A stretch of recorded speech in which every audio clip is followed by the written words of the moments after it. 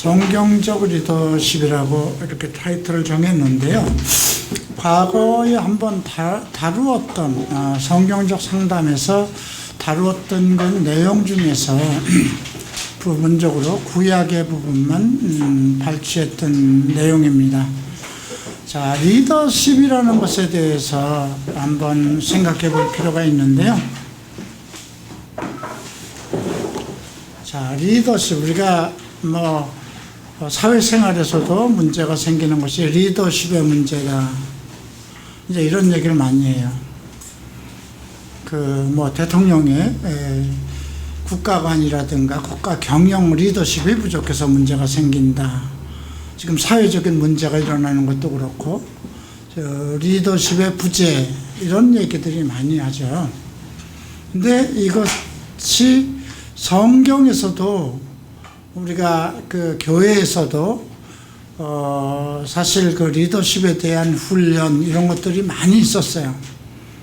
그런데 우리가 성경적인 리더십, 비브리칼 리더십하고 일반 사회에서 얘기하는 리더십하고 그 근본적인 것이 다른 것이 무엇에 있다고 생각하세요? 그러니까 성경적 리더십과 일반 사회적 리더십의 다른 점, 어떤 것이라고 생각하세요?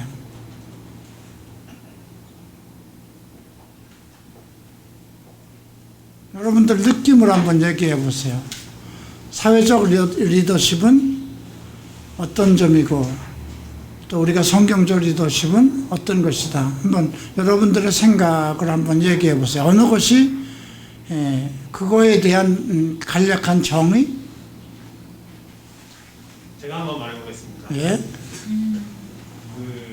이스라엘 왕처럼 뭔가 세상의 왕들은 자신의 권력과 이익을 위해서 백성들을 다스리지만 이스라엘 왕은 하나님의 말씀을 받아서 백성들을 다스렸던 것처럼 하나님이 주신 사람들을 하나님의 방법으로 케어하는 것이 성경적 리더십이라고 생각합니다. 네, 맞아요. 그럼 세상적인 리더십은? 세상적인 리더십은 무엇일까요?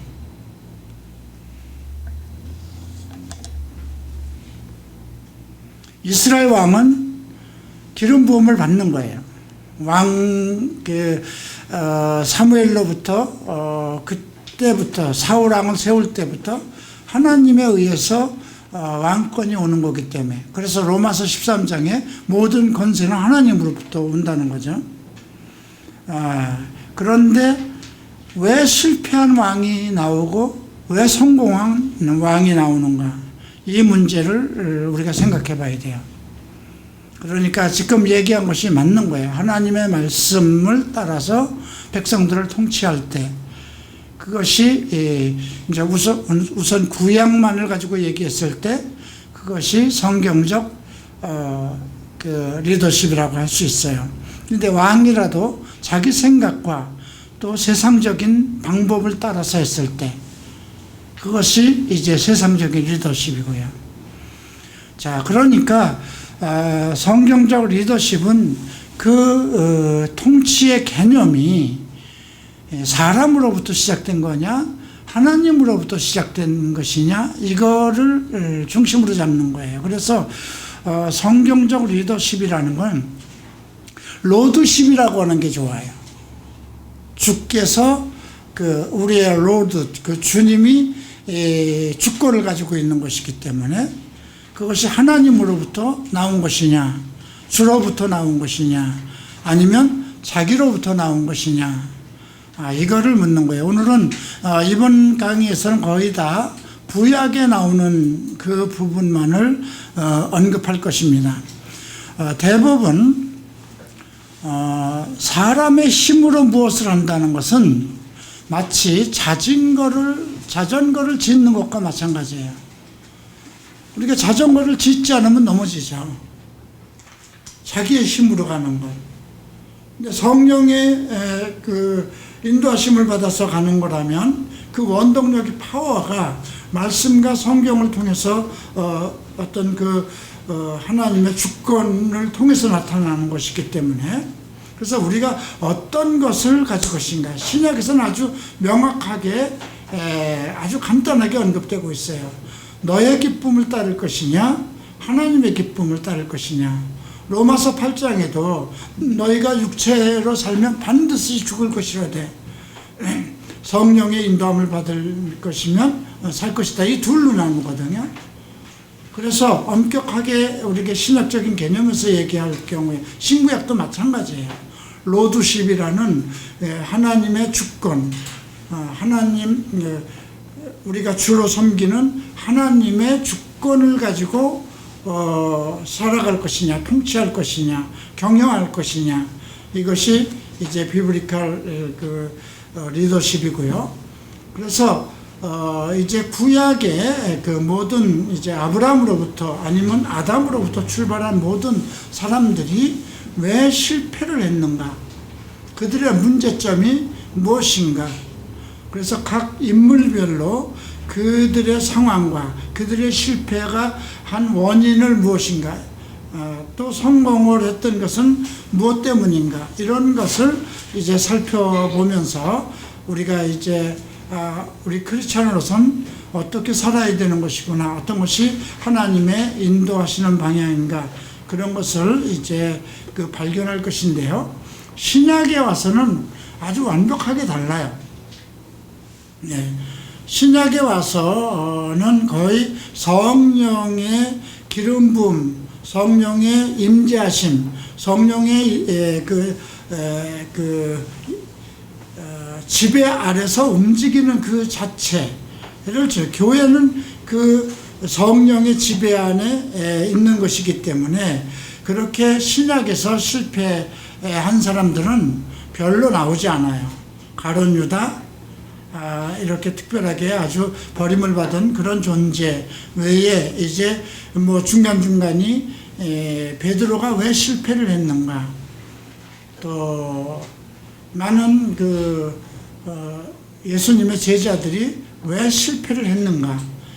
그 당시에는 성령의 충만함을 받지 않았기 때문에 인간의 의지, 말씀만을 배웠어도 자기의 의지로 했으려고 했을 때 다 실패를 한 거거든요. 그래서 이제 우리도 오늘날 우리가 교회를 운영하고 경영하는 데 있어서 실패는 어디에서 오는 것인가, 이제 이런 것들을 살펴볼 수 있는 것이죠. 자, 이제 첫 페이지를 봅니다. 이번에 배우는 성경적 리더십은 크게 두 구조로 되어 있습니다.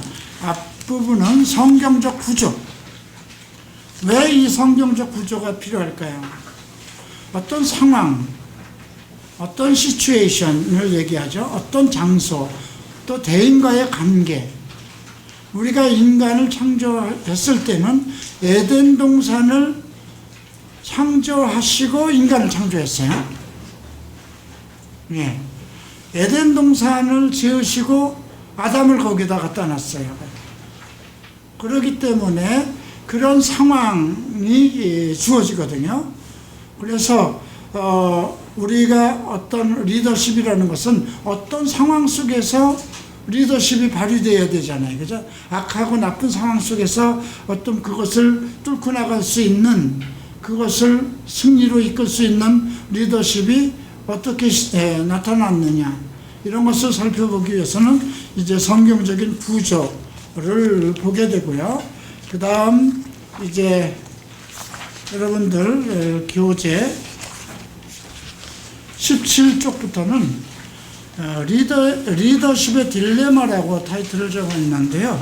어떤 문제가 각 많은 이스라엘의 성경에 나오는 인물들이 왜 실패를 하게 되었는가, 이 부분을 2부에서 다룹니다. 그래서 1부에서는 우리 하나님께서 하나님의 백성들을 이끌어갈 때 그냥 허공에다 두고 우리를 이끌어간 것이 아니라 어떤 환경 속에서 우리를 이끌어가는 그런 점에서 이제 성경적 구조를 좀 살펴볼 필요가 있죠. 자, 여러분 저 구약을 거의 다 배웠어요. 예언서는 제쳐놓고 이제 역사서까지 그 내용 속에서 이스라엘의 그 상황 속에서 가장 이것은 성경적인 어떤 리더십에 대한 언급이 이것은 이 부분에서 우리는 난 성경적인 리더십을 발견할 수 있다 하는 부분이 어딜까요? 사람의 생각으로 실패한 부분이 있고 하나님의 방법대로 성공한 부분이 있어요. 어디에서 그런 내용을 공부한 내용 중에서 어떤 것이 있을까요? 사울과 다윗. 예, 그 이전에 여리고, 그죠? 여리고냐 아이성이냐 이 두 개예요. 여리고는 여리고 성을 하나님의 방법대로 하라고 그랬어요. 너희는 들레지도 말고 그냥 입 닥치고 내가 시키는 대로 가라. 모든 구조, 모든 여리고 성을 돌 때 그 진군의 서두에는 누가 서고 언약궤는 어디에 두고 그 언약궤 뒤에는 누가 서고 또 그 제사장들이 나팔을 불 때 그 출발하고 첫날은 한 바퀴 돌고 여섯 번째 때까지 계속 한 바퀴 돌고 일곱 번째 가서 나팔을 불 때 외치라고 할 때 너희들이 함께 외치라고 그러죠. 아주 특별한 방법이에요. 그죠? 그 방법대로 했을 때 여리고 성이 무너졌다는 것입니다. 여러분 요즘의 성도 아니고 우리나라도 고대에서 성들이 있잖아요. 수원에 가면 수원 성도 있고 또 강북에도 어떤 성터들이 있어요. 그죠? 지금처럼 벽돌로 쌓은 것이 아니에요. 큰 돌들로 쌓은 거예요. 여리고 성은 엄청난 큰 돌로 쌓은 거거든요. 그런데 그걸 무너뜨릴 수 있었어요. 그죠? 그런데 그걸 건넌 후에 아이성이 나오는데 조금 했어요. 이 정도는 우리가 이렇게 큰 성 여리고도 넘었는데 요 정도야 뭐 그렇게 하고 하나님한테 구하지 않고 1000명만 올려보냈다가 아주 실패를 하죠. 그래서 여호수아가 바닥에 엎드려서 하나님 살려주십시오. 가장 이제 그걸 우리가 영적 전쟁에서 이용하는 가장 큰 문제인데 그 사람의 생각대로 한 것이냐 하나님의 뜻을 따른 것이냐 하나님의 말씀대로 그러니까 구약에서의 하나님의 로드십이라고 하는 것은 전부 다 하나님의 말씀으로 지시한 대로 했느냐 이거예요. 그 당시에는 선지자를 통해서 또 리더를 통해서 하나님의 말씀을 주셨어요. 그죠? 신약에는 그런 개념이 아니에요. 그죠? 신약은 모든 사람이 성령의 충만함을 받아서 성령의 인도함을 받는 거예요. 근데 성령의 인도함을 받는다는 건 무엇인가도 생각해 봐야 돼요. 그래서 잘못 생각하는 사람은 하나님께서 내게 직접 말씀하신다. 이게 이제 잘못된 것인데 성경은 이미 완성됐어요. 그죠? 이 세상이 어떻게 될 것이라는 것을 우리의 생각과 어떤 성령이 개별적으로 말씀하지 않아요. 이미 완벽하게 완성되어 있기 때문에 하나님의 말씀이. 그래서 그 말씀 안에서 우리에게 전달하는 메시지가 있어요. 어떤 것을 행할 때 그 어떤 말씀을 통해서 우리에게 지혜를 주세요. 성경은 지식이죠. 그죠? 지혜는 그 말씀의 지식 안에서 어떤 문제를 해결하는 능력이에요. 이제 그것이 이제 신약에서 언급되는 신약에서 우리가 찾아가야 하는 이제 비브리컬 리더십입니다. 자, 오늘 그래서 1부 첫 페이지를 펴시죠. 4페이지죠. 먼저 하나님께서는 그 리더들을 이 세상을 이끌어가는데, 이 세상을 이끌어가는 거잖아요. 리더들이 해야 되는 것은, 그죠? 그러면 이 세상을 통치하고 다스리는 거예요. 아담에게 준 그 명령이, 그죠? 다스리고, 다스리라는 거예요. 그죠? 통치하고 이 땅에 충만하라. 그것이 하나님께서 주신 명령이었죠. 그래서 제일 먼저 우리가 1장에서 이 세상을 창조하시는 그 과정 속에서 하나님께서는 공존의 세계를 만들었다는 거예요. 자, 먼저 우리가 이 세상의 구조는 하늘이라는 대기권이 있고요, 우주권이 있고 보좌권이 있습니다. 대기권은 지금 이 공중, 그죠?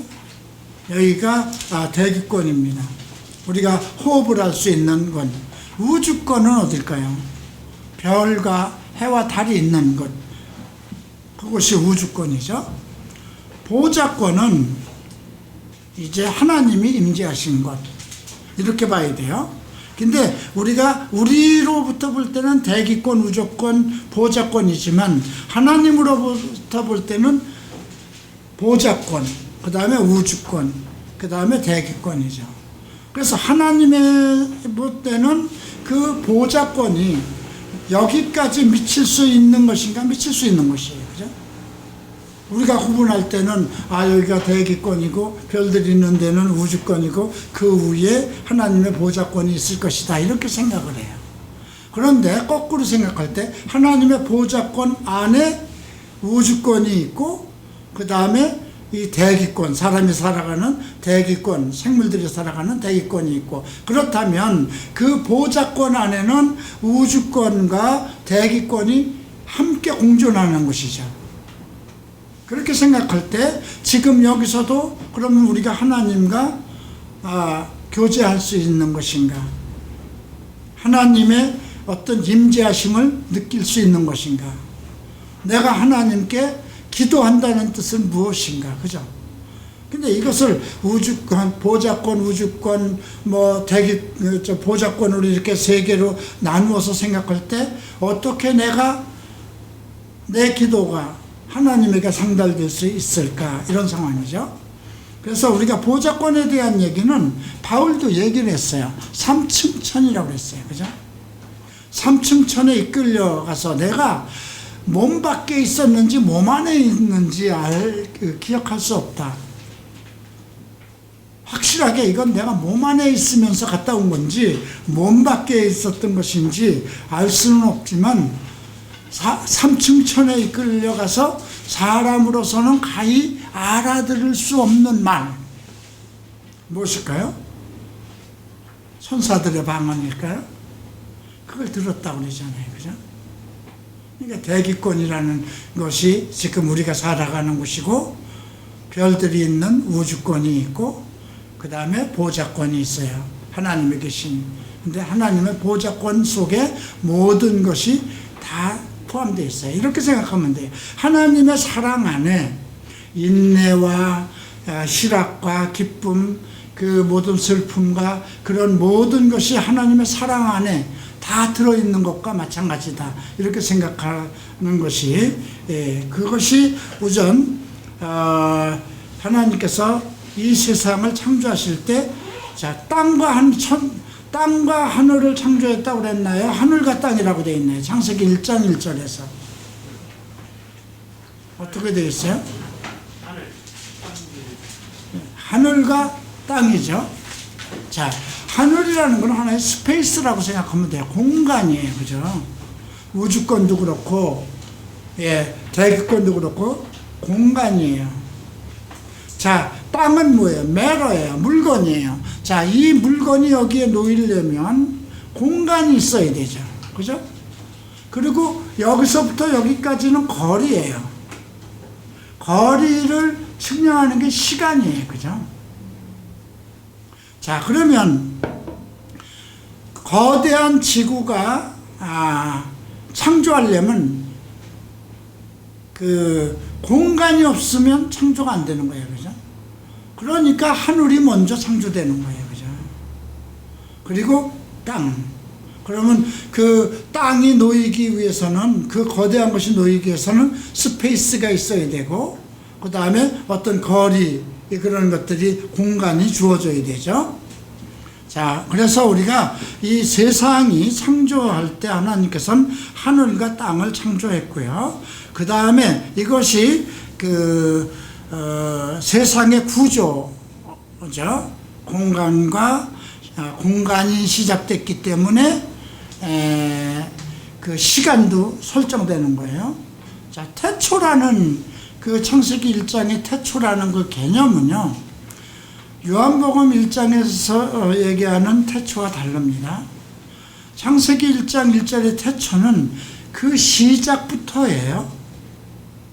그러면 그 시작부터 있었다는 건 뭐예요? 시간이 그때부터 시작됐다는 거예요. 그런데 요한복음에서의 태초의 말씀이 계시니라, 여기에는 영혼, 시간이라는 개념도 없는 그 영혼을 얘기해요. 창세기 1장하고 그 부분이 달라요. 우리 성경에 물론 똑같은 태초지만 그래서 우리가 하나님이 태초에 천지를 창조했을 때 그 태초라는 그 말씀 속에서 시간이 시작되는 거예요. 네, 그 다음에 공간이 시작되고요. 그리고 이제 매러, 그 땅, 물체가 형성되는 것. 그런데 또 다른 구조가 있었다는 거예요. 그게 이제 영적 배경이죠. 이 영적 배경을 생각하기 위해서 우리는 창세기 1장 26절과 27절 그 말씀을 좀 먼저 살펴봐야 돼요.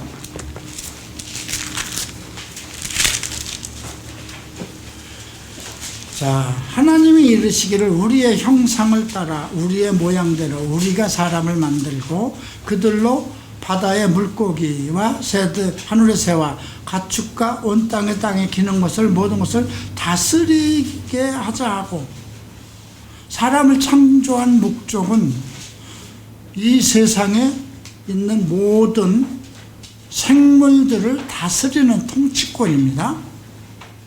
그런데 그 통치권을 갖기 위해선 모든 만물을, 그러니까 바다의 물고기, 하늘의 새, 가축과 땅에 기는 모든 것, 생물들이죠. 그것은 인간을 창조하기 전에 21절에서 창조한 것이죠. 그것들을 다스리게, 통치권입니다. 그러니까 그거를 다스리는 지혜를 갖기 위해서는 하나님의 형상과 모양대로 지어야 된다는 거예요. 그리고 27절에 하나님의 자기 형상 곧 하나님의 형상대로 사람을 창조하시되 남자와 여자로 이제 구분하셔서 창조하셨고요. 자, 그들에게 복을 주시며 하나님이 그들에게 이르시되 생육 번성 땅에 충만하라, 땅을 정복하라, 바다의 물고기 하늘의 새와 땅에 움직이는 모든 것을 다스리라, 이렇게 명령하셨죠. 인간을 창조하신 목적입니다. 그래서 그 인간을 창조한 이후에 이제 우리가 3장에서 이제 그 모든 통치권을 줬고, 인간을 또 그 하나님이 아주 살아가기 가장 좋은 에덴 동산을 창설했어요. 그 창설할 때 우리가 아담이 그곳에 있었습니다. 에덴을 창설하고 그곳에 이제 하나님이 만든 사람을 이끌어 오셨는데, 문제는 그곳에 이제 또 하나님 영적인 존재가 있었다는 거죠. 3장 1절에서 언급되는 것이죠. 그래서 우리가 우리 인간을 창조하기 전에 이 세상의 구조는 먼저 인간이 살 수 있는 하나님과의 관계성을 가지고 인간과 인간이 서로 통치권 권세를 가지고 다스릴 수 있는 그런 공간과 땅을 만들었다는 것과 또 하나의 어떤 영적인 존재, 그것이 결국 사탄의 존재, 천사의 존재, 육체를 가지고 있지 않은 영들의 존재가 있었다는 것, 이것을 이제 우리가 1장에서 언급된 것이고요. 이제 2장에서 우리의 존재라는 것을 생각합니다. 자, 먼저 하나님이라는 말씀이 나오죠. 하나님이. 자, 하나님이라는 엘로힘은, 엘은 하나님을 지칭하는 단수입니다. 엘라 하면 두 번 이상의 하나님을 얘기하는 복수예요. 그런데 임은 시브리어의 어미 임이 붙으면서 복수를 뜻합니다. 그래서 엘 하면 하나님, 엘라 그러면 두 분, 그 다음에 엘로임이 붙어서 우리가, 그래서 하나님이라는 엘로임이라는 그 단어 속에 성부, 성자, 성령이 계신다는 걸 먼저 우리가 기억할 필요가 있고요. 이것은 하나님의 이름이 아니고 하나님의 직함입니다. 그 다음 태초, 여기서 태초에 하나님이 천지를 시작했다는 건 시작이라는 것을 뜻하기 때문에 시간과 공간이 함께 열리는 거예요. 예. 자, 그 다음에 하나님에 대한 이해를 우리가 갖기 위해서 이제 삼위일체, 성부, 성자, 성령의 삼위일체 이 하나님의 그 존재에 대해서 좀 이해할 필요가 있고요. 그 다음에 그 창세기 1장 2절에 보면 땅이 혼돈하고 공허하며 흑암이 깊음 위에 있고 하나님의 영이라는, 하나님의 영, 지금 요즘으로 얘기하면 이제 성령이 되겠죠. 수면 위에 운행한다는 것이 있어요. 하나님이 영으로 역사한다는 거예요. 그래서 하나님은 어떤 그 영적으로 하나님의 영을 통해서 모든 것을 운행해 나간다, 이렇게 생각하면 돼요. 그러니까 그분의 존재는 삼위일체로 성부, 성자, 성령으로 계시고, 그분이 처음부터 계셨지만 요한복음 1장 1절처럼 태초부터 우리가 시간을 알 수 없는 그때부터 계셨지만 이 땅을 하늘과 땅을 창조할 때는 그때부터 시작이, 공간과 시간이 시작되면서 우리에게 삼위일체로 나타났다는 것이죠. 그리고 이 땅에서 이제 운행을 하기 시작했다는 겁니다. 운행은 이제 하나님의 영으로 시작한 것을 우리가 알 수 있습니다. 자, 다음 이제 3장의 창조 사역을 봅니다. 자, 창조자라는 존재가 있어요. 창조자, 성부, 성자, 성령이죠. 네. 자, 그분이 처음 만진 것은 샤마임이라는 하늘, 공간, 스페이스를 만들었어요. 두 번째, 에레츠라는 땅, 물질이죠. 메로예요. 쉽게 얘기하면. 자, 공간과 땅을 창조했고요. 그 다음에 어떻게 창조했느냐, 창세기 1장 전체에 나오는 이제 창조라는 단어가 3번 나옵니다. 1장 1절에 태초에 하나님이 천지를 창조했다. 이건 히브리어로 바라입니다. 이 바라는 무에서 유를 창조한 겁니다. 그런데 창세기에서 1장에서 이 바라가 3번 나옵니다. 하나는 1장 1절에 하늘과 땅을 창조했고, 21절에 모든 생물, 그죠? 땅에 기는 것, 나는 것, 물속에 있는 것, 생물이죠. 생물을 창조할 때도 창조라는 바라를 썼어요. 그 다음에 26절 7절에서 인간을 창조하실 때, 사람을 창조할 때 또 바라라는 단어를 썼어요. 그러니까 우리가 사람들이 원숭이가 사람으로 변했다, 이런 하나님을 믿지 않는 사람들 중에 그렇게 진화론을 얘기하는 사람들이 있죠. 지금 창세기 1장 1장만 그들이 알았으면 그런 말을 못해요. 바라라는 건 뭐라고 그랬어요? 무에서 유를 창조한 거예요. 하늘과 땅도 무에서 유를 창조한 거고요. 모든 생물도 무에서 유를 창조한 겁니다. 그죠? 그 다음에 인간도 무에서 유를 창조한 거예요. 그러니까 두 번째 창조에서 그 이제 네펫이라고 그러거든요. 생물들. 네펫은 호흡하는 것. 그러나 우리가 세 번째 사람을 창조할 때는 우리의 형상과 모양대로 창조하자고 그랬어요. 다른 창조예요. 그렇기 때문에 우리가 진화론이 종에서 종으로는 건너뛰지 못합니다. 자, 쉽게 얘기해서 개의 종류를 고양이로 종으로 바꿀 수 있나요? 못 바꿉니다. 그러나 큰 강아지를 작은 강아지로 점점 축소해서 만들 수 있나요?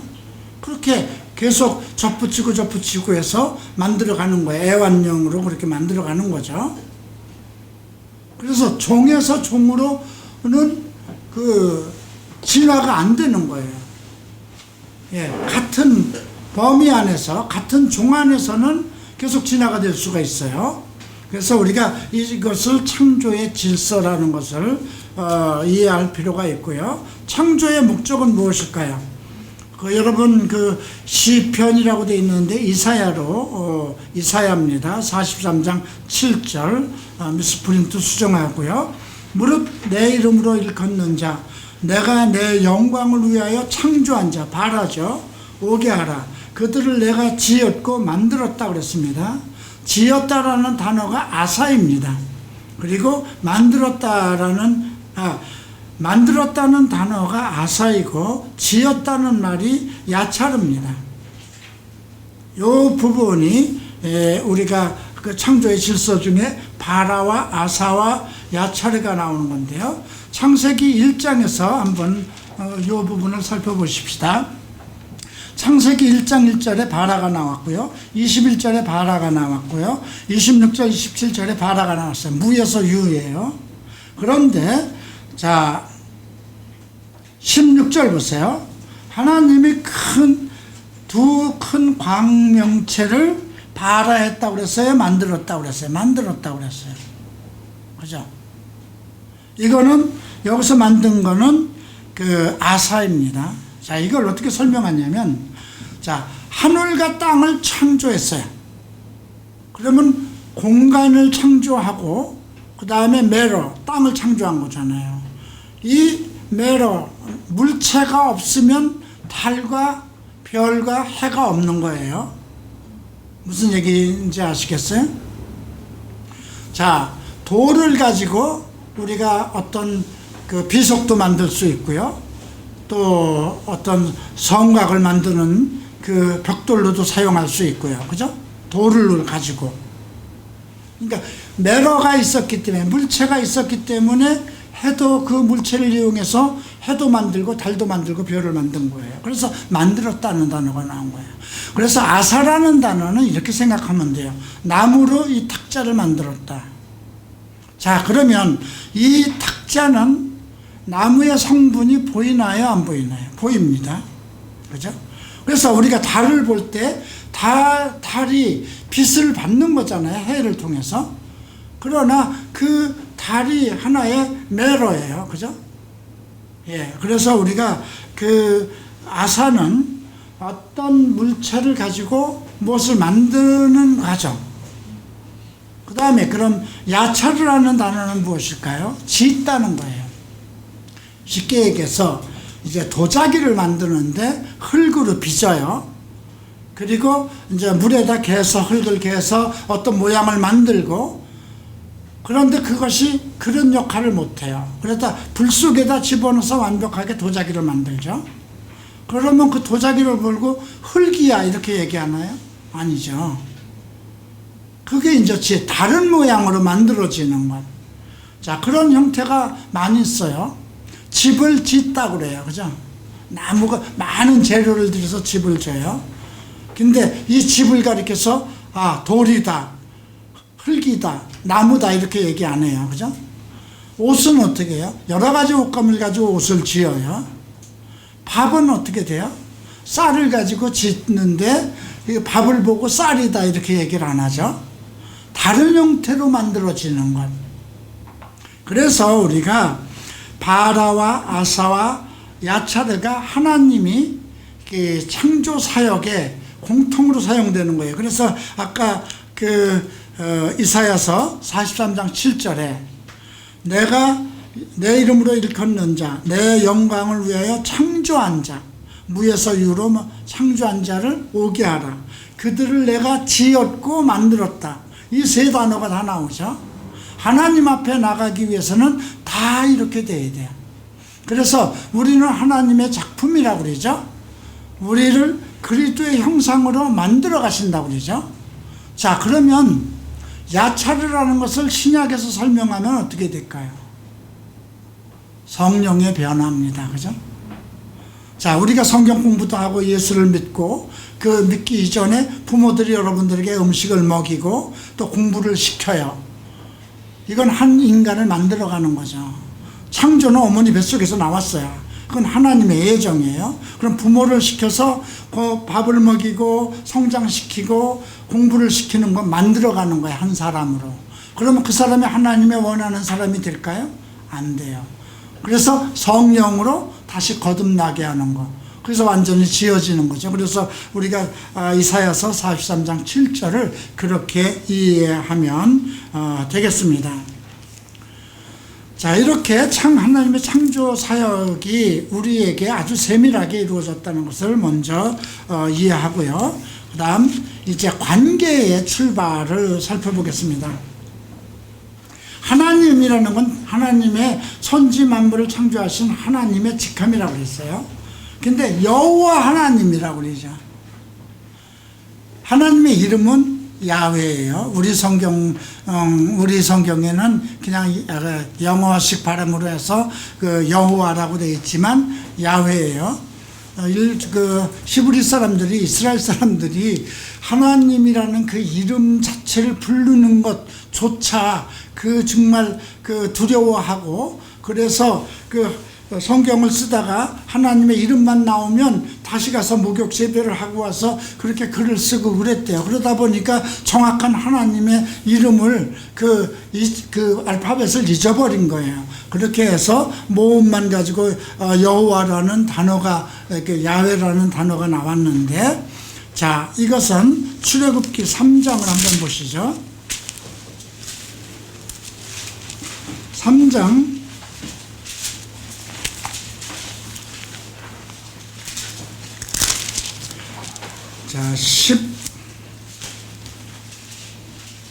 15절 13절부터 봐야 되겠네요. 모세가 하나님께 아뢰되 내가 이스라엘 자손에게 가서 이르기를 너희 조상의 하나님이 나를 너희에게 보내셨다면 그들이 내게 묻기를 그의 이름이 무엇이냐 하리니 내가 무엇이라고 그들에게 말하리까. 하나님이 모세에게 이르되 나는 스스로 있는 자니라.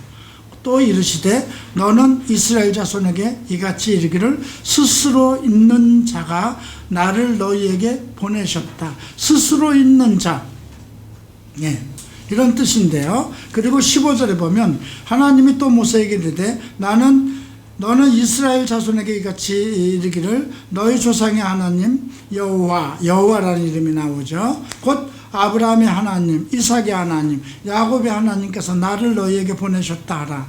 이는 나의 영원한 이름이요 대대 기억할 나의 칭언이라. 여호와. 근데 이 여호와라는 것은 나의 무엇 되신 분, 관계성을 얘기합니다. 자, 여호와 이레함은 뭐예요? 하나님께서 준비하신 분, 그죠? 또 여호와 삼마는 여호와 라파, 몰라요? 여호와 라파? 치료의 하나님, 여호와 삼마, 승리, 여러 가지 이름들이 있어요.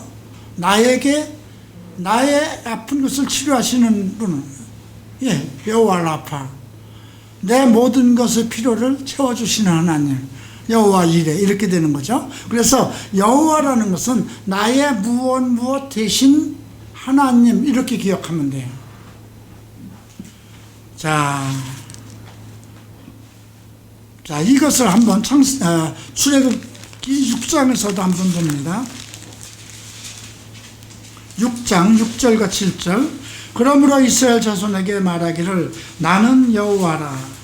내가 애굽 사람의 무거운 짐 밑에서 너희를 빼내며 그들의 노역에서 너희를 건지며 편팔과 여러 큰 심판으로부터 너희를 속량하고 너희를 내 백성으로 삼고 나는 너희 하나님이 되리니 나는 애굽의 무거운 짐 밑에서 너희를 빼낸 너희의 하나님 여호와인 줄 너희가 알리라.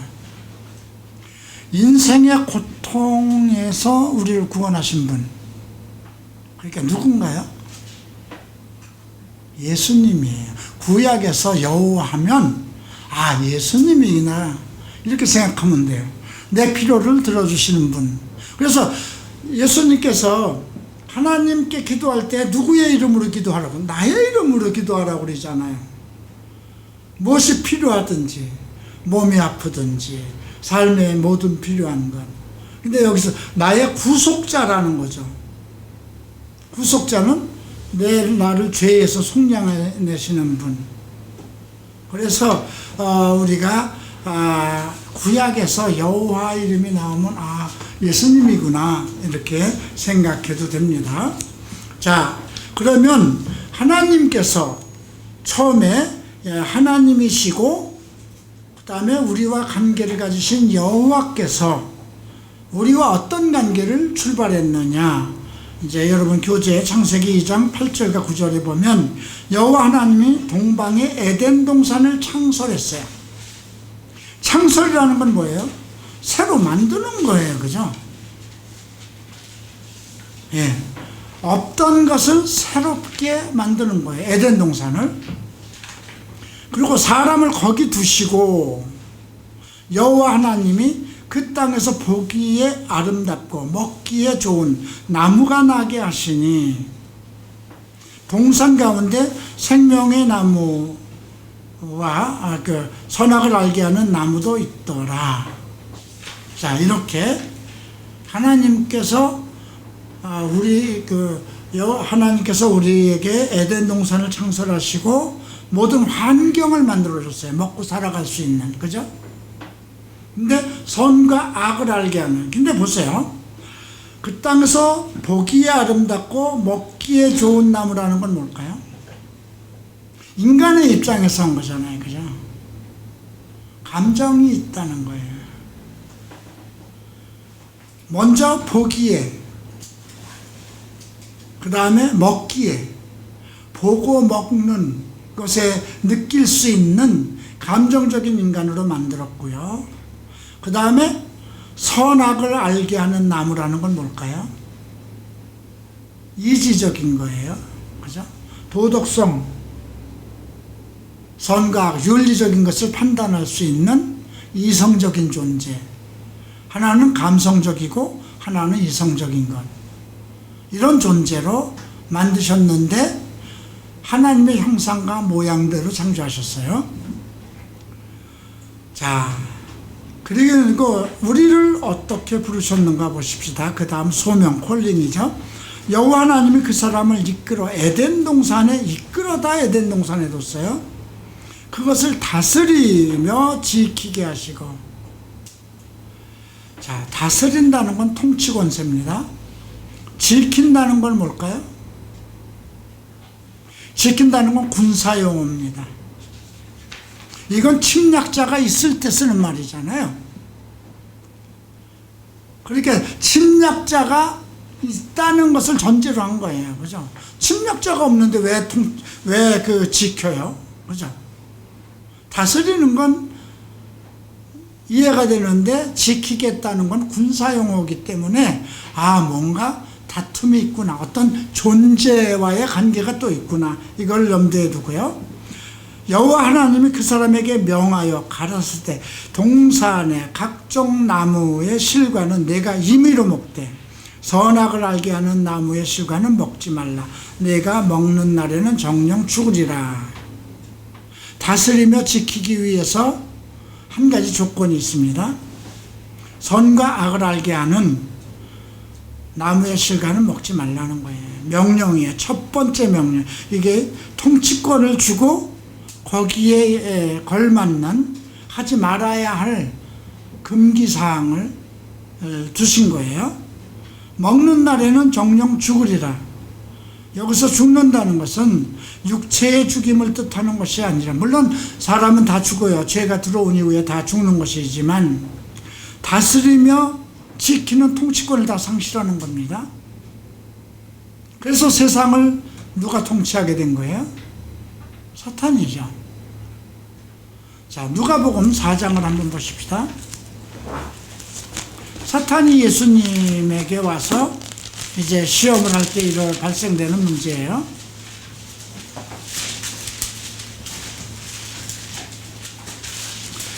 자, 4장 5절을 보면 마귀가 또 예수를 이끌고 올라가서 순식간에 천하의 만국을 보이고 이르되 이 모든 권위와 그 영광을 내가 네게 주리라. 이것은 내게 넘겨준 것이므로 내가 원하는 자에게 주노라. 이 말은 뭐예요? 이 세상의 천하 모든 것이 통치자로 누가 됐다는 거예요? 사탄이 됐다는 거예요. 예수님이 부인하지 않았어요. 그죠? 네. 내가 만일 내게 절하면 내 것이 되리라. 그래서 우리가 하나님이 한 가지 딱, 그죠? 창세기 17절에서, 2장 17절에서 먹지 말라는 것, 먹으면 정령 죽을 것이라는 그 첫 번째 약속의 말씀, 이걸 인간이 저버린 거잖아요. 왜 저버렸을까요? 보기에 아름답고 먹기에, 그 말씀이 이제 창세기 3장 우리가 한번 보십시다.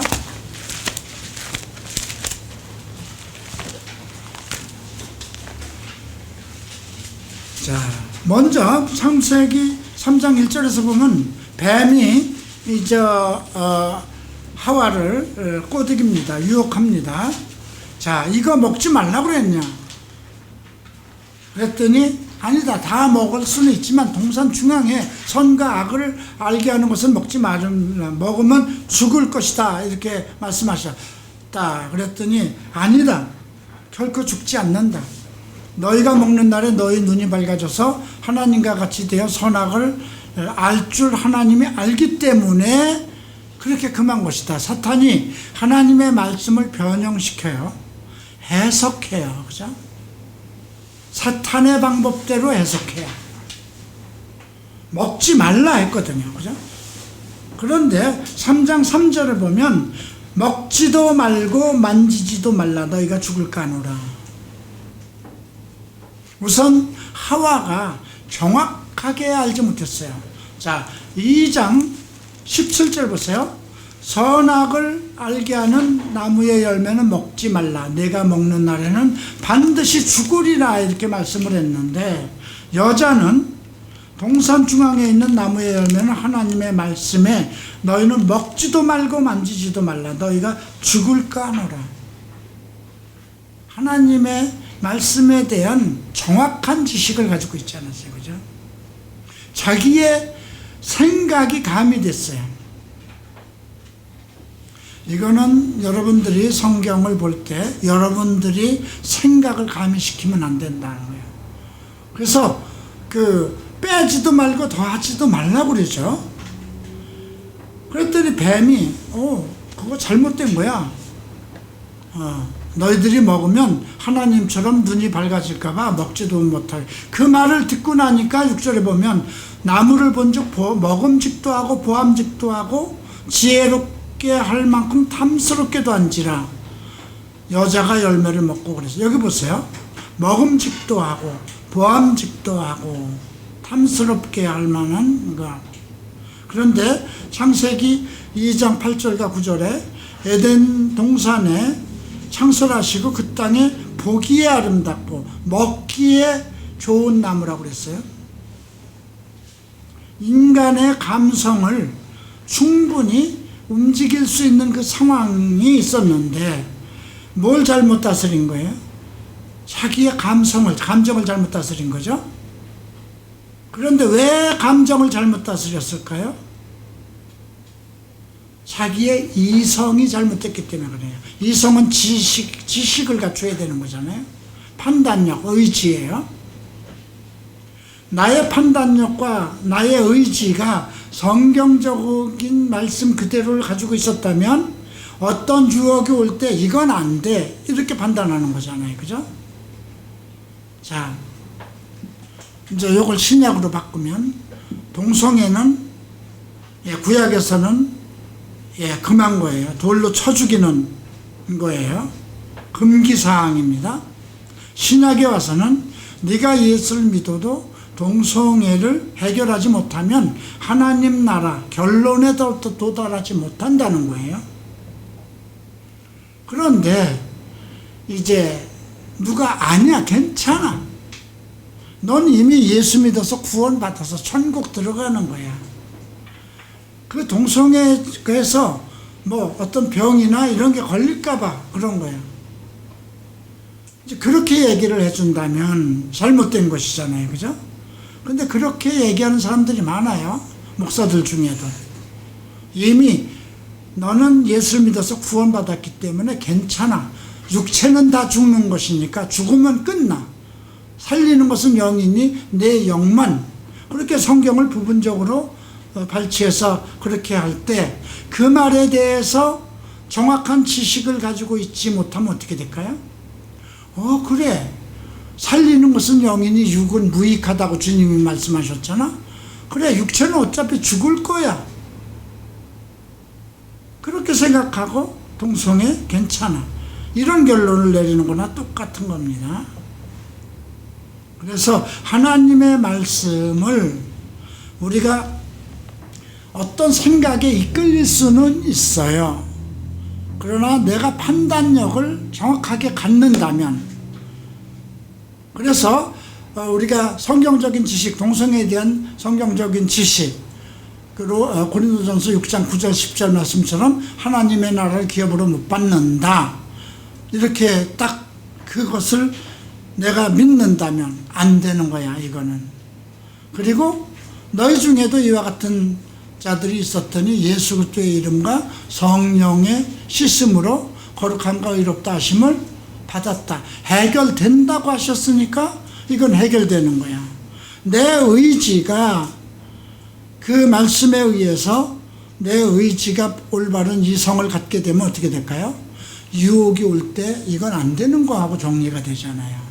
근데 그 지식이 없다면 그래, 살리는 것은 영이야, 육은 뭐 어차피 죽어서 썩어지는 거잖아. 완벽한 걸 몰랐을 때 내 감성대로 이끌린다는 거예요.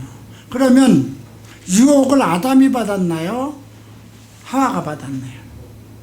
하와가 받았어요. 그러면 이 말씀은 누가 받았나요? 먹으면 죽으리라. 아담이 받았어요. 그래서 우리가 2장에서 보면 연합이라는 말이 나와요. 그 하와를 주면서 23절에 보면 아담이 이르되 내 뼈 중에 뼈 살 중에 살이라 남자에게서 취한 적 여자로 부리라. 그러므로 남자가 부모를 떠나 그의 아내와 합하여 둘이 한 몸이 되라. 한 몸이라는 단어가요, 이게 이제 신명기 4장 6절에서 언급된 부분이 있어요. 자, 신명기 한번 볼까요?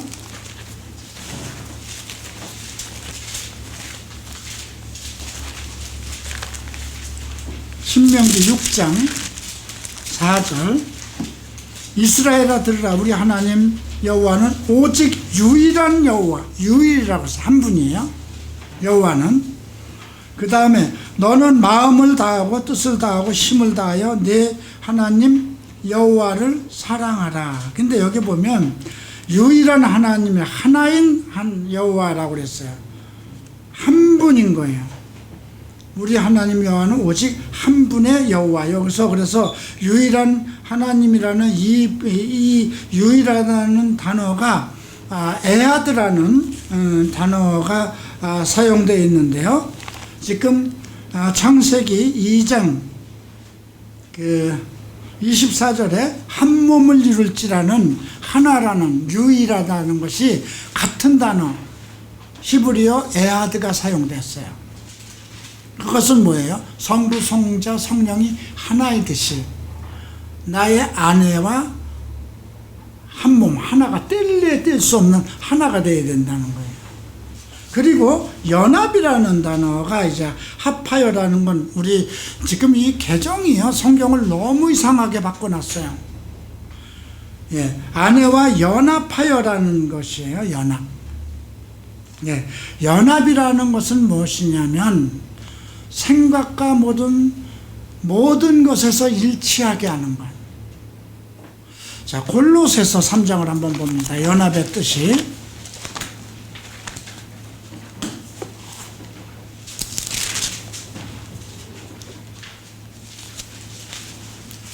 골로새서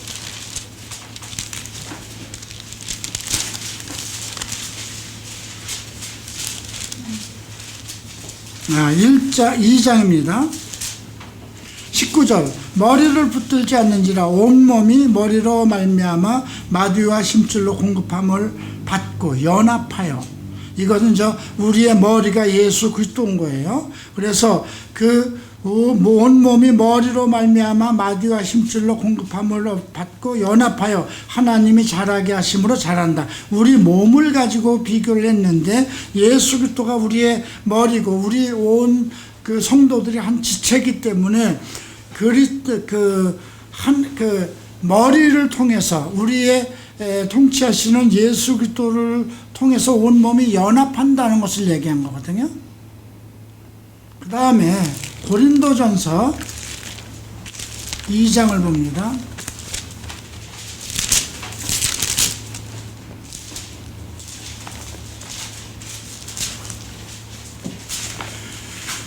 자, 고린도전서 2장 16절 누가 주의 마음을 알아서 주를 가르치겠느냐 했을 때 가르친다는 단어가 연합에서 원어가 연합이라는 뜻이. 자, 내가 여러분들하고 같이 연합이 되는 건 내가 가지고 있는 지식의 말씀을 여러분들한테 같이 연합되는 거잖아요. 그 말씀 속에서 아담이 하나님의 말씀을 받았으면 자기 아내와 한 몸을 이루었고 연합하라고 그랬기 때문에 지식에까지 하나가 되도록 연합해야 되는 거잖아요. 그죠? 자, 에베소서 4장을 봅니다.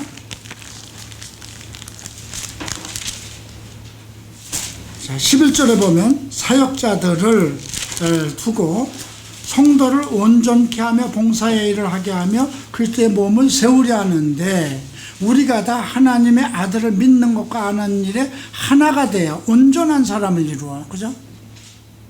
하나가 되어서 하나님 아들을 믿는 것과 아는 일에 하나가 되어 온전한 사람을 이루기 위해선 사역자들이 가르쳐야 되는 거잖아요. 그래서 11절에서 사도로 선지자로 복음 전하는 자로 목사와 교사로 세웠다는 거잖아요. 그죠? 근데 목사가 잘못 가르치면 어떻게 되나요? 그가 뱀이에요. 하나님의 말씀을 잘못 가르치면.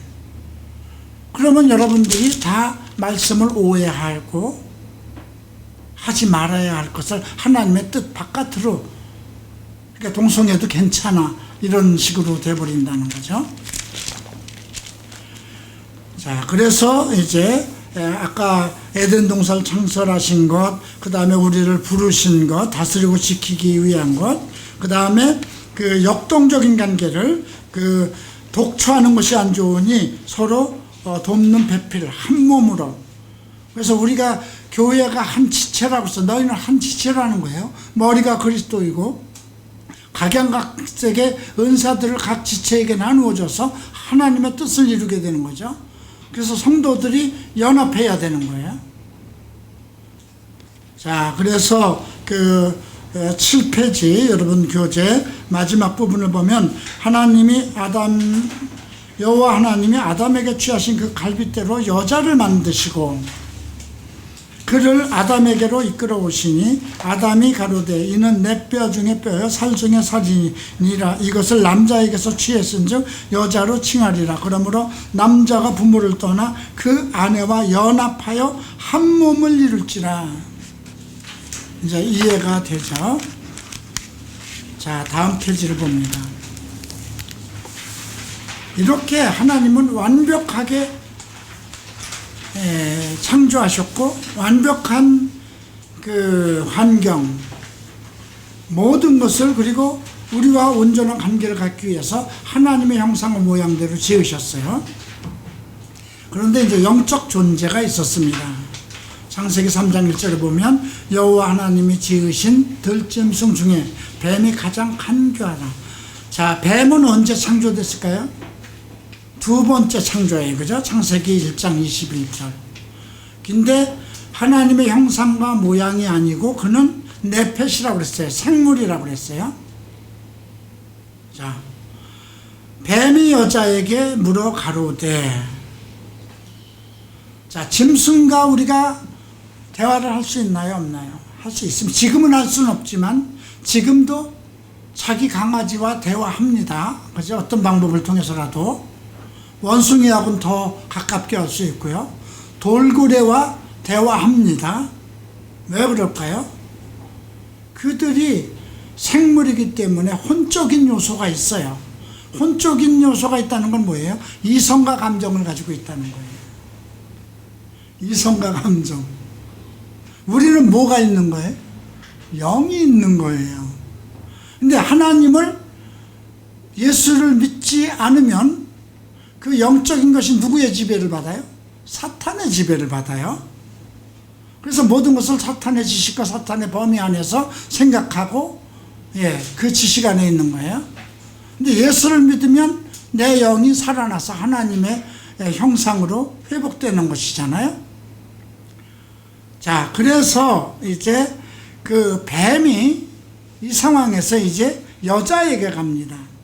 하나님이 참으로 너희더러 동산나무 모든 나무의 실과를 먹지 말라 하더냐. 하나님의 말씀을 가지고 왜곡하기 시작합니다. 그래서 에스겔서 28장, 이사야서 14장, 계시록 12장 9절을 보면은 우리가 이제 사탄에 대한 부분을 전부 다 배웠죠. 계시록에는 여러 가지 이름으로 얘기를 합니다. 큰 용, 옛뱀, 마귀, 사탄, 천하를 깨는 자, 참소하는 자, 이렇게 많은 이름으로 불리죠. 자, 그러면 사탄의 계획은 무엇일까요?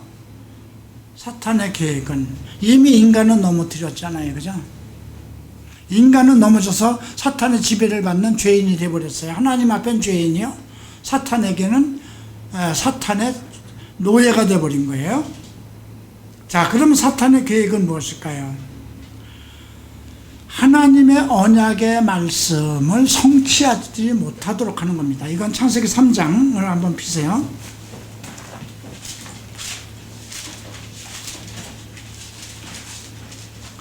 자, 하나님께서 이제 심판을 할 때에 이렇게 했습니다. 자, 15절. 내가 너로 여자와 원수가 되게 하고, 뱀에게 하는 거예요. 내 후손도 여자의 후손과 원수가 되게 하리니 여자의 후손은 내 머리를 상하게 할 것이요 너는 그의 발꿈치를 상하게 할 것이라 하고. 그죠? 발꿈치를 상하게 한다는 건 하나님의 사람을 물어제낀다는 거예요. 넘어지도록. 그래서 뭐라고 그랬어요? 그게 구약에서 출애굽하는 사람들을, 이스라엘 백성을 자꾸 물어제낀 사람이 무슨 족속이죠? 아말렉. 그 아말렉이 뭐라고 그랬어요?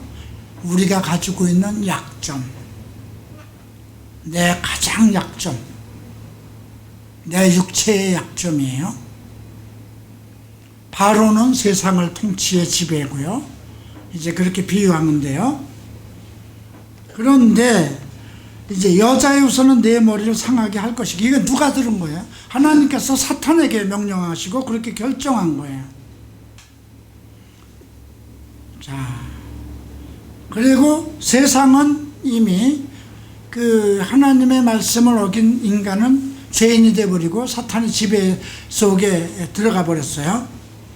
근데 문제는 뭐냐면 뱀의 머리를 부술 것이라는 여자의 후손이 나오는 거니까 후손이 나오지 못하게 만들어야죠.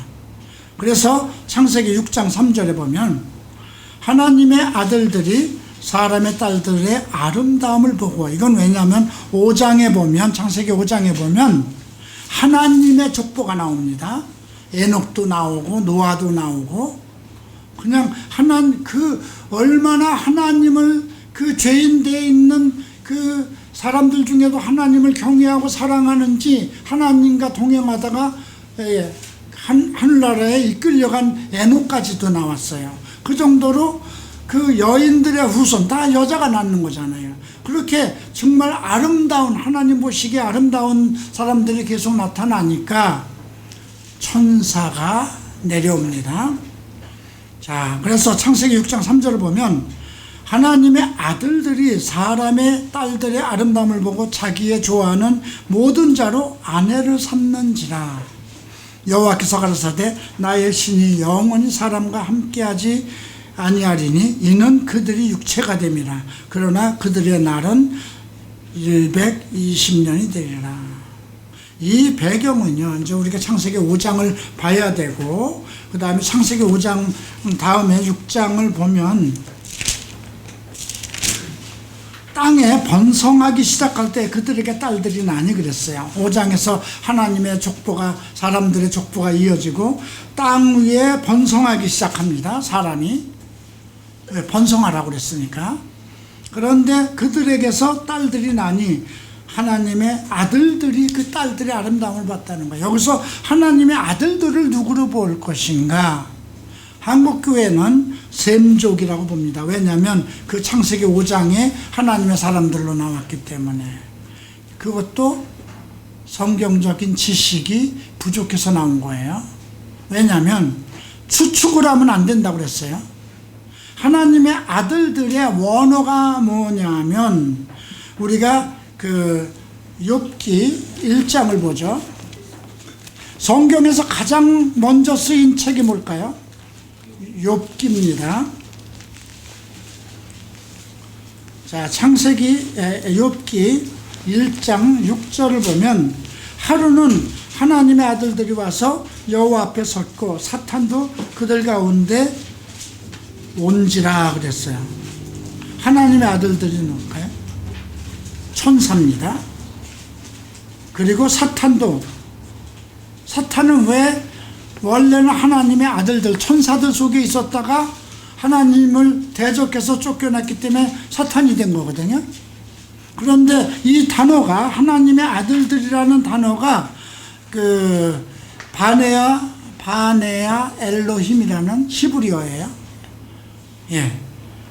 하나님이라는 단어가 엘로힘이고 아들들이라는 것은 바네아라는 뜻인데요.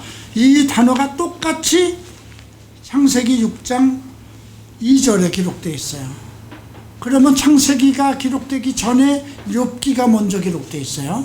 성경의 해석의 원칙은 가장 먼저 처음에 쓰인 그 단어를, 그 말의 어원을 찾아가는 거예요. 창조하면 어느 걸 봐야 돼요? 창세기 1장 1절에 바라를 보고 해석하는 거예요. 그래서 이 하나님의 아들들이라는 그 바네아 엘로힘이라는 그 단어가 욥기 1장 6절에 나왔기 때문에 우리는 그 해석법에 따라서 창세기 6장 1절도 2절도 동일하게 해석해야 돼요. 이게 해석의 일관성이에요. 예. 그래서 하나님의 아들들이 타락한 천사죠. 사람의 딸들의 아름다움, 왜 이미 창세기 3장 15절에서 얘기했잖아요. 여자의 후손이 누구를 낳을 거라는 거예요. 메시아를 낳을 거라고 예언했어요. 그죠? 뱀의 머리를 부술 것이라고 그랬잖아요. 그래서 자기들의 좋아하는 모든 여자로 아내를 삼는지라. 천사는요, 사람을 아내로 삼으면 될까요? 안 될까요? 안 되는 거예요. 하나님의 구원받은 사람들을 섬기라고 보낸 것이 히브리서 1장 13절에 14절에 나오는 거죠. 천사는 구원받을 사람들을 섬기라고 보내신 영이 아니냐. 그런데 그러면 천사가 사람으로 나타날 수 있나요, 없나요? 있어요. 창세기 28장을 보면 아브라함이 이제 그 상수리 나무 앞에 가서 그 마을 입구에 있었을 때 천사 셋이 옵니다. 그죠? 셋이 와서 이제 아브라함이 그를 이끌고 자기 집으로 가서 음식을 해 먹이죠. 그러니까 내가 알게 할 일을 알게 해야 되지 않겠느냐. 그러고 이제 소돔과 멸망시킬 것을 설명을 하잖아요. 그래서 천사 둘은 소돔과 고모라로 가고 그 하나님은 아브라함과 대화를 하고 있었어요. 그것이 창세기 28장인가? 28장은 아닌 것 같은데 창세기 몇 장에서 나오죠? 어쨌든 예, 창세기 몇 장이에요? 25장 맞나? 하나님의 예? 아닌데 25장도 아니고 몇 장? 18장. 창세기 8장? 18장. 아, 창세기 18장 맞습니다. 맞아요. 19장에서 소돔과 고모라가 나오니까 18장에서 나오는 거예요. 자, 그렇기 때문에 이제 사탄이 이제 우리가 역사하는 것을 여기서 보면 천사들이 사람으로 나타날 수 있어요. 그래서 아브라함의 집에 식탁에서 아브라함이 그 좋은 걸 잡아서 대접했잖아요. 그죠? 또 신약에서도 천사가 나타났어요. 그죠? 이제 그 마리아와 요셉에게 나타났잖아요. 그죠? 스가라에게도 나타났어요. 천사가 나타날 때 날개 달린 사람으로 어린이처럼 이쁜 천사로 오는 거 아니에요. 사람의 모습으로 오는 거예요. 그죠? 또 사도행전에서 보면 저희가 잡히죠. 누구죠? 베드로. 예, 그 베드로가 잡힐 때 그 옥문을 다 열고 툭 치고 이끌어 나오잖아요. 그러니까 천사가 이 땅에서 와서 사람과 대화할 때는 사람의 모습으로 나타나는 거예요. 그래서 우리가 그 히브리서 13장에 손님을 잘 대접해라. 부지 중에 손님을 잘 접대해서 부지 중에 천사를 맞이한 사람이 있다. 이게 창세기 18장을 얘기하는 거예요. 지금도 이것은 동일해요. 사람을 없이 여기지 말고 가난하고 불쌍하고 구걸하러 오는 사람을 헛되이 보내지 말고. 예. 그래서 이제 이 창세기 6장 3절에 이 말씀에 하나님의 아들들이 아름다움을 보고, 여기서 아름답다는 건 뭐예요? 모세가 아름답다고 그랬어요. 다윗이 아름답다고 그랬어요. 하나님의 뜻대로, 여자들이 하나님의 뜻대로 살아가는 그것을 보고, 야, 안 되겠구나. 이제 우리를 멸할 메시아가 오겠구나 싶으니까 그 여자들을 자기 마음대로 아내로 삼았다고 그랬어요. 모든 자로, 자기가 좋아하는 자, 모든 자로 사탄의 영을 입은 사람들로 하나님의 사람들을 지배하기 시작했어요. 그래서 그것을 보고 하나님께서, 여호와께서 가라사대 나의 신이 사람과 영원히 사람과 함께하지 않는다. 여기서 함께하지 않는다는 거 킹제임스 성경 뭐로 되어 있나 읽어보세요. 다투지 않으려 하리니. 자, 여러분, 이거 양심의 문제인데요. 내가 뭔가 잘못하고 있을 때 부모가 나를 자꾸 책망하고 다투어야죠. 그죠? 우리가 로마서 1장을 보세요. 점점 나빠진다고 그래요. 하나님이 내어버려뒀다고 그랬잖아요. 그죠? 진리를 거짓 것으로 바꿨을 때 하나님이 그를 부끄러움에 내어버렸더니 동성애자로 바뀌고. 그죠? 간섭을 안 한다는 거예요. 뭔가 내 양심을 때리고 잘못하는 것이 있으면 계속 내 양심을 때리고 책망을 해야 되는데 하나님이 내버려 두는 거예요. 간섭 안 하는 거예요. 왜? 이제 사탄의 그 수종을 받은 그들이 육체로 죄의 모습으로 태어나기 때문에, 그래서 나를 120으로 정합니다. 이건 하나님이 우리 인간을 위해서 베푸신 은혜예요. 왜 그럴까요? 죄인으로 영원히 죽지 않고 그냥 영원히 살 수 있는 사람이 되게 된다면 어떻게 될까요? 1000년까지 산다면 얼마나 더 악해질까요? 점점 더 악해지니까. 그래서 인간의 나를 120일로 정한 것은 하나님의 은혜이기도 합니다. 이것은 제 창조 이야기 지금 책이 없는데 한 번은 다시 정리해서 한번 창세기만큼은 상하권을 지금 정리하려고 합니다. 자, 이런 것을 볼 수 있고요. 그래서 이제 우리가 큰 산본을 보면 죄의 시작이 시작됐고요. 그로 인해서 아담과 하와는 그 어떤 것을 하기 시작하고, 그러니까 두인과 해빈과 비행이라고 시작했는데요. 행동으로 옮기고 무엇을 가지려고요. 앞에서 그 보암직도 하고 먹음직도 하고 보암직도 하고 지혜롭게 할 만큼 탐스럽게도 한지라, 이렇게 하와는 그 느낌과 모든 생각 이런 것을 그대로 자기의 그 행동대로 옮기는 그런 사람으로 바뀌고 맙니다. 자, 이렇게 해서 오늘 이 영적인 존재와의 관계성까지 했고요. 다음 주 1시간에 이제 일부를 끝냅니다. 하나님께서 다음 세상을 어떻게 그 죄인된 인간을 위해서 어떻게 새로운 세상을 만들어가는가 이제 살펴보겠습니다.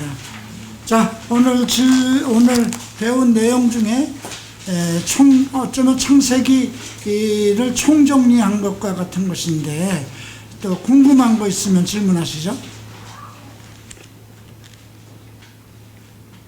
자, 이런 것들을 미리 알고 나서 왜 아브라함은 실패했을까? 여러 가지 이스마엘을 낳은 것도 실패한 거잖아요. 애굽으로 갔던 것도 실패한 거잖아요. 그럼에도 불구하고 왜 아브라함을 하나님께서 믿음의 조상으로 세웠는가? 그죠? 딱 하나예요. 하나님의 말씀을 그대로 믿었기 때문에. 인간으로는 불가능한 것을 초월해서 하나님의 말씀한 것을 믿었기 때문에 그것을 의로 삼았다는 거거든요. 실패가 거듭됐어요. 자기 생각대로 할 땐 다 실패했어요, 아브라함이. 그죠? 이거 기근이 왔는데 어떻게? 그러면 양식이 많은 곳으로 가야지. 실패한 거잖아요, 애굽으로 내려가서. 근데 자식을 못 낳는데 아내가 못 낳아요. 사라가 얘기합니다. 난 자식 낳을 수 없어. 생리적으로 다 끝났어. 그러니 하갈에게서 당신이 잠을 자서 낳으면 그게 당신 씨지. 그게 하나님 말씀을 성취하는 거잖아. 우리가 하나님의 말씀을 이루도록 우리가 도와드려야 되잖아. 그렇게 그것이 세상적인 리더십이에요. 근데 실패했잖아요. 그죠? 그걸로 인해서 하나님은 아브라함하고 13년 동안을 대화를 안 했어요.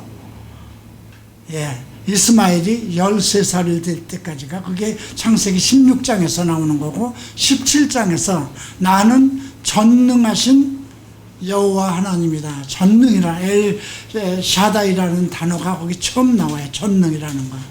내 앞에 행하여 완전하라 그럽니다. 이런 모든 것 속에서 이제 우리가 성경을 어떻게 들을 것인가. 그 마가복음 4장에서 씨 뿌리는 비유에서 너희가 어떻게 들을 것인가 스스로 생각하라 그러죠.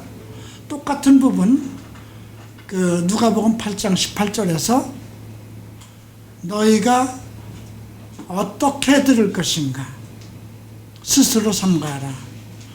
같은 씨 뿌리는 비유인데 무엇을 들을 것인가, 누가는 어떻게 들을 것인가. 지금 우리에게 제시하는 거예요. 하나님의 말씀, 나는 무엇을 들을 것인가, 교회에서. 그죠? 또 어떻게 들을 것인가는 해석의 문제예요. 그게 잘못되면 끝나는 거예요. 자, 특별하게 질문할 거 있으면 질문하시죠. 오케이. 아까 해석의 일관성 말씀하시면서 욥기 1장 6절에 하나님의 아들에 관한 말씀이 창세기 6장 2절에 하나님의 아들 같은 단어가 써 있어요. 원어가 베네야 엘로임. 그러면 이제 창세기 6장 2절에 그런 천사들이 타락한 천사. 타락한 천사들이 죄악을 이제 만든 타락한 천사들이 가만히 보니까 창세기 5장에 보면 하나님의 사람들이 계속 태어나잖아요. 근데 여자의 후손이라고 했잖아요. 그러니까 누구를 사로잡아야 돼요? 여자들을 사로잡아야 되죠. 그래서 모든 아내로, 모든 여인들을 자기 아내로 삼았다고 그랬죠. 천사는 그 역할을 하면 안 되는 거예요. 구원받을 백성을 돕기 위해서 보내심을 받은 영들인데, 그가 구원받을 사람을 도우게 아니라 타락한 천사로 와서 사람들을 사람들의 후손, 육체로 이어가는 재단을. 그래서 창세기 4장부터 나오는 게 뭐예요? 가인의 족보예요. 그죠?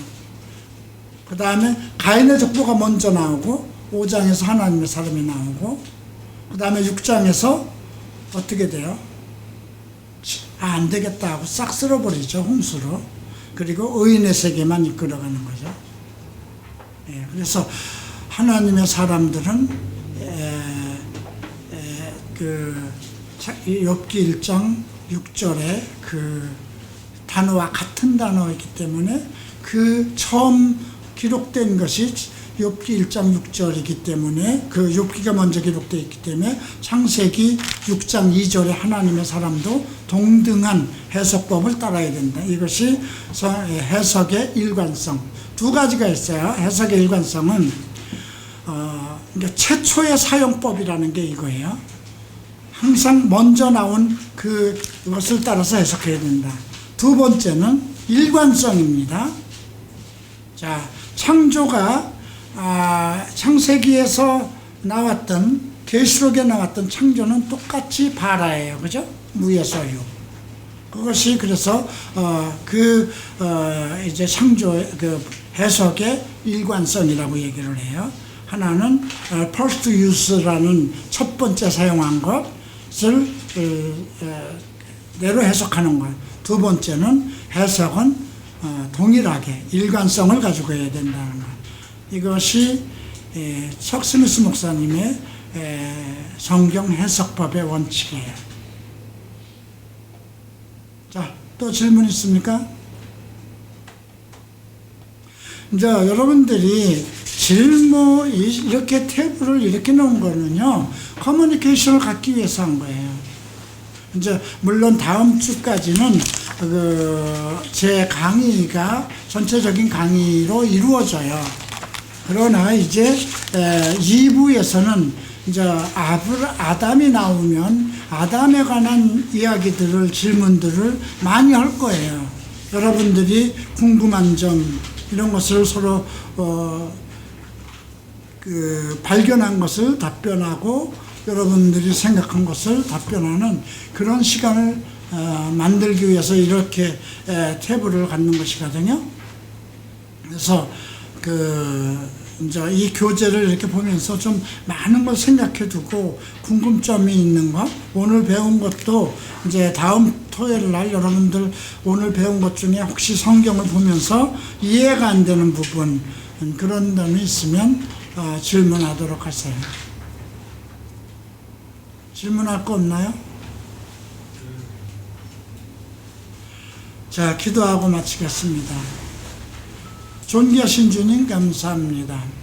천지를 창조하시며 이 모든 천지 만물을 창조하신 것은 우리를 위한 것입니다. 하나님의 영광을 위해서 하나님의 사람을 창조하시고 그들을 그리스도의 사람으로 온전케 하셔서 이 땅의 모든 권세를 그리스도와 함께 이 땅을 이끌어가기 위해서 그걸로 하나님의 영광을 드러내기 위해서 우리를 창조하셨습니다. 이제 우리가 성경 말씀 안에서 거듭난 심령으로 하나님의 리더십을 따라 아버지 살아가고자 하오니 우리에게 하나님의 말씀의 지혜, 지식을 더하여 주시고 그 지식을 가지고 세상을 살아가는 지혜를 얻게 하소서. 예수 그리스도 이름으로 기도합니다. 네. 마치겠습니다.